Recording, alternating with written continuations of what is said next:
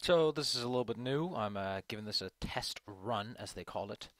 Um, I sometimes have silly ideas for characters, and some of those ideas I kind of want to put into, well, give it a go and see how it works. I'm not familiar with this. I was told that GM Binder is better than, or at least is in development, unlike Home Brewery. So let's give it a shot. Looks similar. I don't know if I like 5e's new basic layout. I think the third edition was a little bit too. No, it had a certain tight crampedness to it. Had a certain charm to it. So this is bad builds, where the builds are not meant to be fun. They're not meant to be great builds where people look up to it. They're meant to be different and somewhat inspiring. So what I had in mind today is let's just get this out of the way. How do you make new lines? You just do new line. We don't have new line. How do you do new lines then? It just it doesn't accept that. So I need to figure out how to do new lines first. Um, it's page breaks. What is a page break? Who was holding the page break and a page number? Okay. Um, but as I said, today we're going to focus on the Smith. So a lot of people, when they think of heroes, they think of heroes. But eventually, you're going to have that little nugget in the back of your head that says, "Les, hey, how about we do something else? How about we not make a character that's like meant for fighting or meant for the big heroic action sequences? How about we make a character that um, as like just a person that got pushed into this, like the farmer that got pushed into it. We still kind of want to give them an edge, something to do, something to say, something to have for themselves. Sorry, gonna burp. Ugh. Ugh. You see, the thing it does, it usually does this. I need to delete this part particular. Okay, so that's how you do little dots. Yeah, but how does it? Do you have to do double space? Oh, you have to do double space. That's interesting. Does it automatically do that with a big letter? Like, what did you do for this? Doesn't matter. The point is, today's little experimentuno is going to be... What? Did I do something wrong? I like how this just randomly breaks it.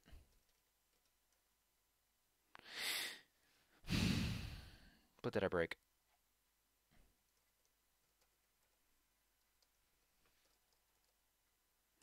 Not the brewer, the blacksmith. So the blacksmith, what I had in mind for this one. Why does it break this?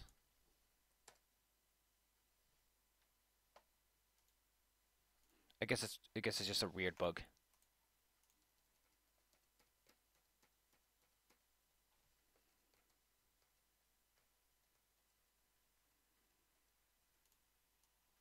Oh, I see what I did wrong. It needs the blacksmith. So the blacksmith is an interesting concept. People tend to forget one thing about weapons of medieval times. It took forever. It took months to make a good set of armor. It took months to make a good sword. These are expensive endeavors, and there's a reason why these things are called gold pieces. People are like, I got 100 gold, blah. People forget that like a gold is a week's wages to some people. There are people like you can live 2 years at the minimum off of several pieces of gold. People forget that, and that's an important part because with that in mind, a lot of people tend to forget crafting is a business too. There's not many people who go for the crafter because it's kind of boring. I don't want to be the guy who just makes stuff all day, but it's got such potency to it. What do you get as the crafter? Well, the first thing you get as the crafter is you get options. You get the skilled. I say I got the three main factors. You got the one who can do it, the one who can say he can do it, and the one who just has it. The one who has money, who gets the big jobs, the big deliveries, who delivers to the king himself. He doesn't make particularly good weapons, but the king is like, hey, this is a good job. I want this guy on my team. Get him the money. So how would that work? Let's make smaller page break. We have the skilled. So the skilled one, naturally, he knows what he's doing. Which in turn translates. Can I? Ooh, you can make double indentations. Wait, how does that work here? Do I have to do a space and then spell space?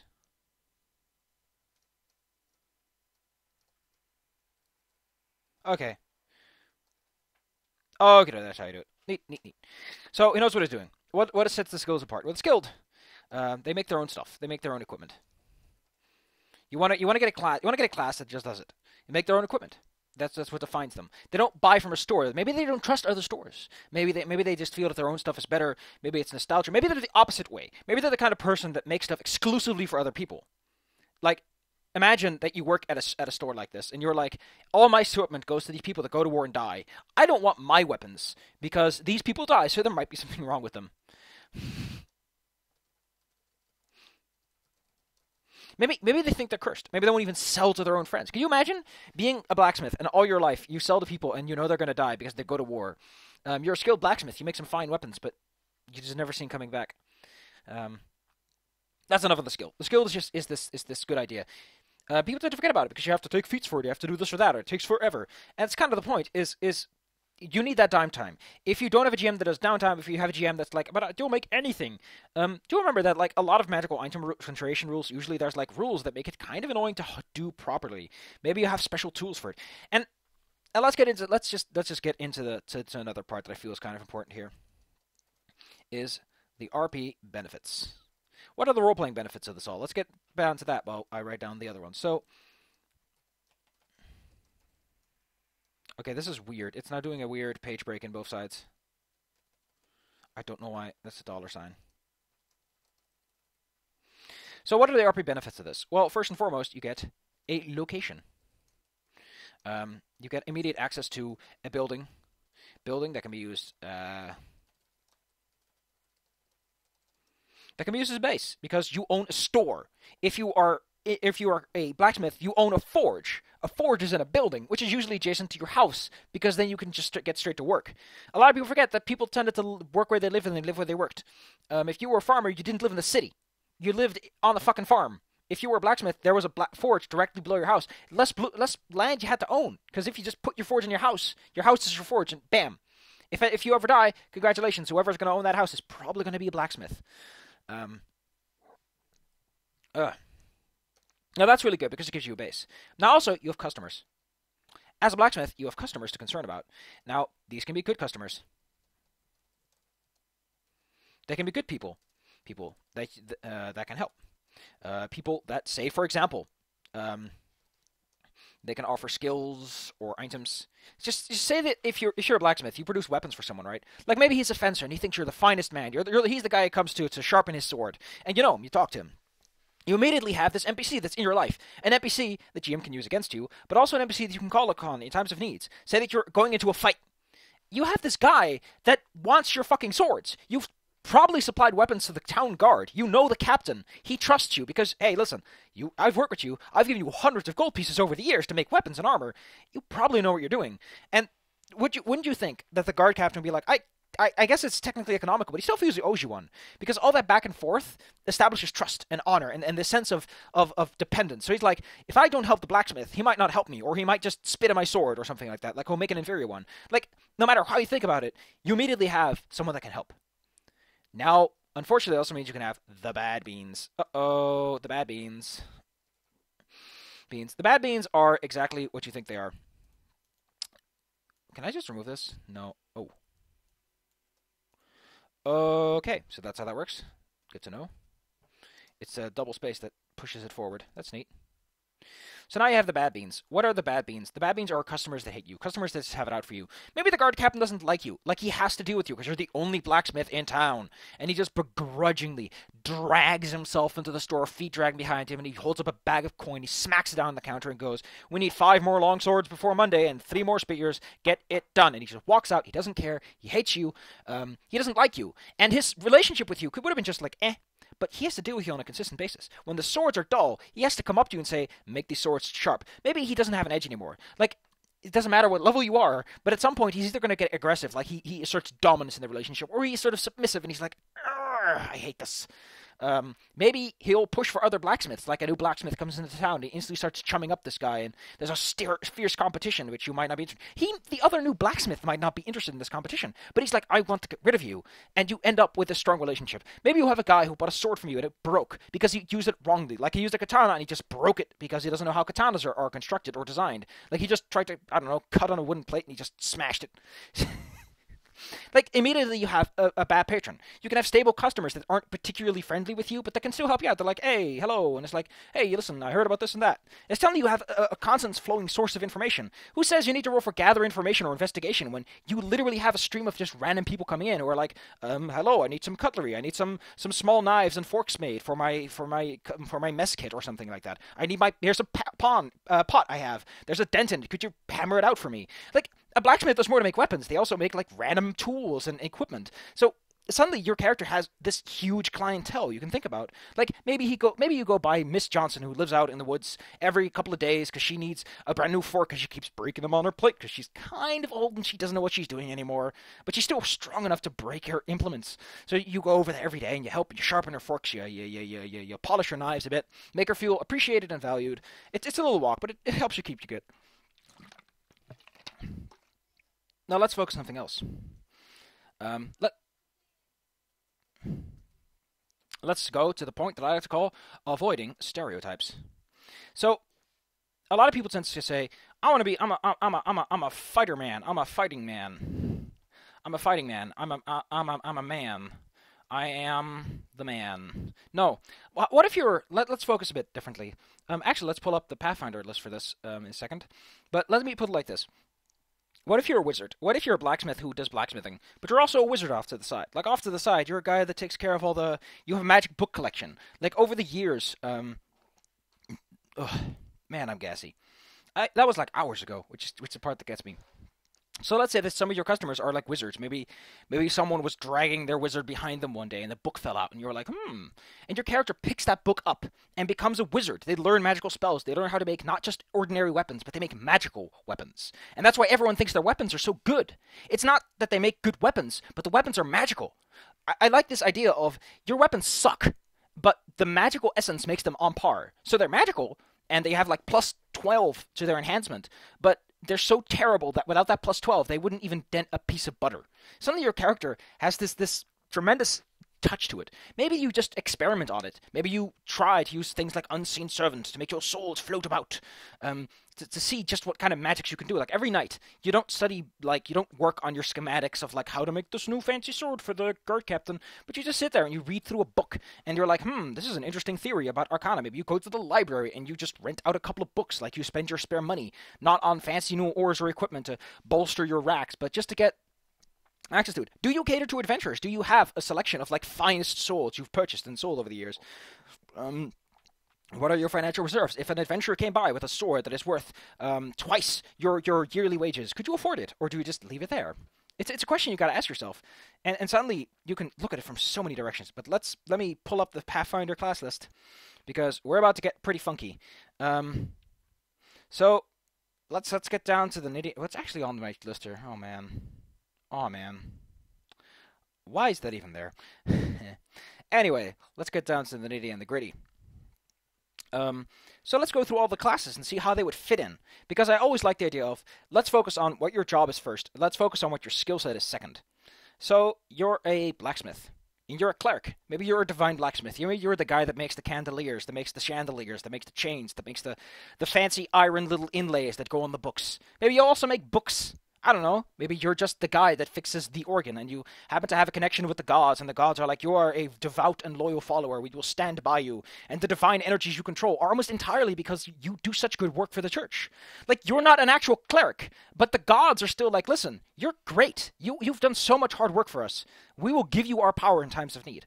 As a bard, you're a magic improviser. Like, maybe that's the whole point. Maybe you play an instrument off in your off time. Like, you go to the bar, instead of drinking, you go to the bar and you're just playing some tunes. Just start playing it at your harp or strumming on the lute or singing a nice song. Or maybe you're oratory. Maybe you're the storyteller of the village. Like, you're the oldest one there or the oldest one to remember these old tales. And you're like, well, I know about this, and that. Because oratory is also a performance. It doesn't have to be an instrument or singing. It could also just be acting or comedy. And that's your spiel. Is you're incidentally just kind of a blacksmith because it's the one trick that you could do. Like I said, if the blacksmith's house is empty, the first person to walk into town is gonna be a blacksmith.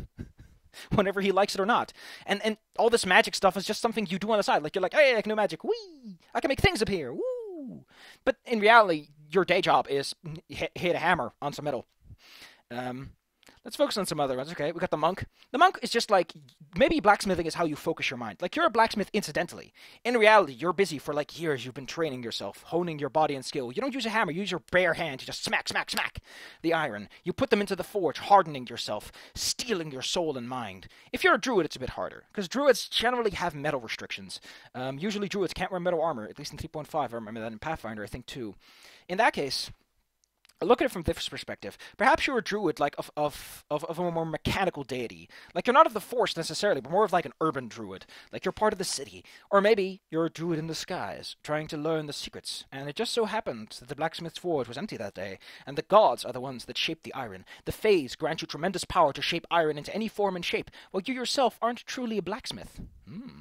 Now there's something to think about. I was like barbarian. This is generic, fits in nice and right, just like fighter. Paladin, yeah, you can fit that in. Well, paladin would work great. Like, maybe you're a big fighting man, and you just maintain equipment, and on the side, you help other people out. And as a paladin, you fits right in. Ranger makes tensu. You have to take care of your own equipment.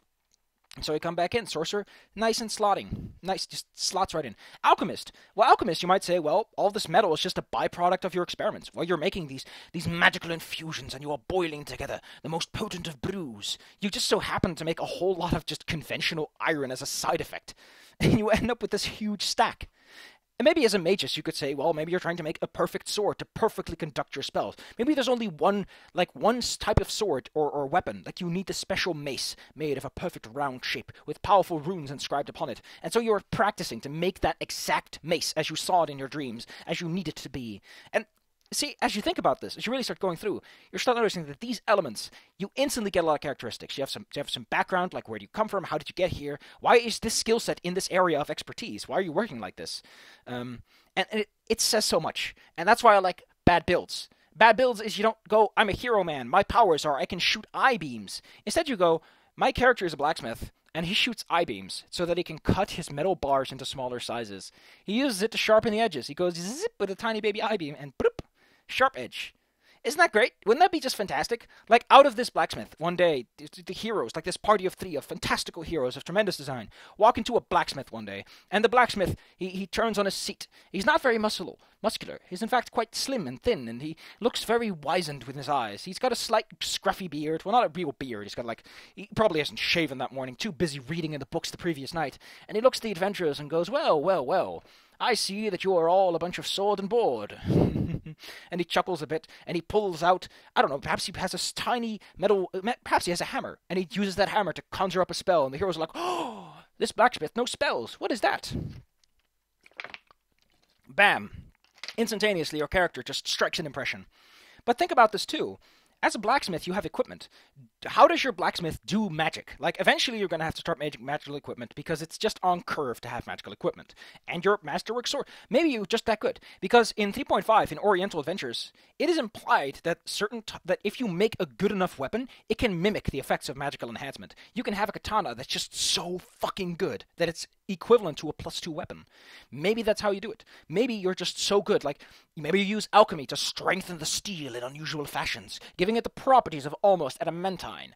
Maybe you can create a shield that is light as mithril, but sturdier than adamantine itself, purely because of magical energies coursing through it, and an anti-magic field causes it to crumble to dust as it falls to pieces. Now there you got something. There you got something nice to go work with. Or maybe, just maybe, it's the hammer. You are a complete idiot. You're a rich man. Your parents just bought this expensive, ludicrously expensive hammer. This beautiful, beautiful hammer. This beautiful set of tongs. Whenever you use them, you channel the energy of ancestors, of powerful, powerful blacksmithing ancestors, letting you create formidable items. Or maybe the hammers just make you think. And everyone who comes to you is convinced that you're great. Say you're a rogue. You're a sly, sneaky fellow, and you sit behind your desk, and every item in front of you is as conventional and mundane as the next one.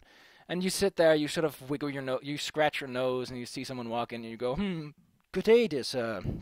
In need of a fine item. But let's focus on another aspect. Are you still a blacksmith? Because think about this. Like I said, you could be a blacksmith now, or maybe you were. Maybe you were run out of town. Maybe you're apprenticed to someone. Maybe you don't actually own a forge. You just walk over to a blacksmith's house and he teaches you a couple of tricks every once in a while. You're still a blacksmith. It's still your occupation, your profession when you go back home after a long adventuring day, still to make metal equipment. Maybe you'll take a small brick, maybe you don't. But you're still involved in this. As an ex-blacksmith, what do you have left of your old like smithy? Do you have equipment? Do you take certain tools with you? Are you upset that you've lost your family heirloom tools and have a desire to get them back? You see, if you own one, you can say, well, your character has to go on adventuring because you incurred a massive debt because you failed to create a golden diamond embezzled sword, and suddenly your character's like, oh fuck, I need money. Or maybe that's the whole mission is like, listen, you do this mission, and I'll look the other way about that very terrible, that pig iron set of swords that basically broke the instant I look at them. If you're an ex-owner, maybe you were hunted out of town, you're trying to improve your skills and redeem yourself, or maybe you just want to burn out the village and want to get a weapon that can do it without you getting in trouble. If you're an apprentice, maybe this is your mission. Maybe your master said, listen, I know that you're good at blacksmithing, but I can't teach you anything. You need to go out in the world. You need to see weapons in action. You need to see what happens when you strike a troll with a steel blade and it cracks and it gets stuck in the regenerating flesh. Like, think about that. Maybe he needs to go out there because he needs to see different materials, and all this small village has is steel. And he's like, listen, I can teach you how to work steel, but eventually you're going to have to use cold iron. You're going to have to make fine silverware or golden candlesticks, and I don't have those things for you to practice on right now. So go out there, find some bars of gold, like make your money, learn about the world, steel yourself. Use the skills you have. Maybe you're a wizard and gold is all you can work. Like, you're not a blacksmith in the conventional sense. You just make golden trinkets and jewelry, and that's all you can do. And there's a couple of ways to balance it out a bit. If you own a shop, lower your skills a bit. Make your character weaker. You're just a conventional, ordinary man who went out into adventures. Your stats aren't going to be as high, but in return, you have these skills, these tremendous skills you can work with. You know certain things. You look at a metal door and you're like, I know exactly where the weakness is because you've hit metal so many times. You know exactly what quality metal it is and where the weaknesses lie, how the hinges will crack open when the barbarian charges shoulder first into it. Perhaps you're a wizard and you're so learned that you just rub your hands along it and you're like, okay, you flick your finger and bam, the whole door falls off instantaneously as you delivered a most precise blow. A monk could do the same thing, but with a probably more extravagance instead of like, haha, I'm a wizard, flicking my fingers all around. If you're a con man, you probably got run out of town at some point, or you incurred some debts because you were gambling or something, presuming that you would make more business than you probably did. And instantaneously, gets role-playing opportunities, ain't it? Perfect role-playing opportunities. In that case, you could just work with the fact that people don't like you. Because, at the end of the day, you can impress them, but at some point when you're out of the store, they're like, hey, listen, I bought that weapon of yours and it doesn't work. Like, this fork it's shattered on impact. Like, and the character has to sort of shuffle out of the conversation. Oh no, there's the guard captain. You have to talk to him for the quest, and it just so happens that he might be pissed off at you. If you're rich, start off low, or just start off with weaknesses. Like, your character has good stuff, but he's also very naive and impressionable about the world. So whenever they have to roll insight, they're like, I don't know, I just walked out of house today. Just get out there. Like, too many people are worried about the balance of the game. Some people are just really good at their jobs. Don't be afraid of that. Give a character that extra +2 to make them really feel like this is them. Give him a -2 elsewhere if you really must, but don't worry about balance. If a character is something, if a character is a blacksmith, if that is their heart and soul, give them an extra +2 in crafting, or give them a minimal of okay, you get a minimal of 10, and after you get to 10, you get +2 from there on out. Like, your skills are tremendous. You're an apprentice. You've learned under the finest masters. Perhaps you've learned under the finest masters. Like, you work in the metropolis you work in the biggest city in the environment, learning from the finest of masters, the grand masters, and you are dwarfed by them, and you must go out there to learn perspective, to learn that these grand masters hovering over you aren't everything in the world. Maybe that's why you're going out and adventuring, or helping out with someone. Like, think about that for a minute. And let it sink in. And then maybe you'll make a character that might not necessarily be the best character out there. Maybe he has a couple of extra tricks up his sleeve. Like, you walk up into a bar and you're like, damn it, we're going to need a fire weapon to get through that situation, or blast it!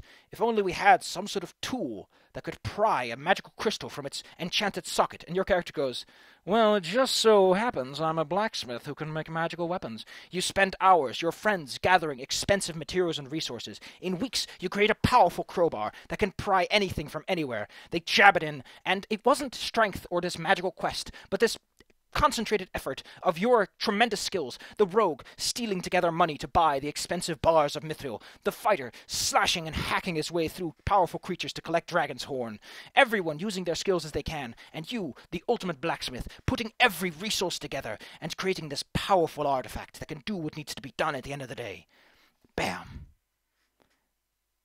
It doesn't sound as exciting as it perhaps could be, But don't forget, you're role-playing. You're having fun. You're being someone else.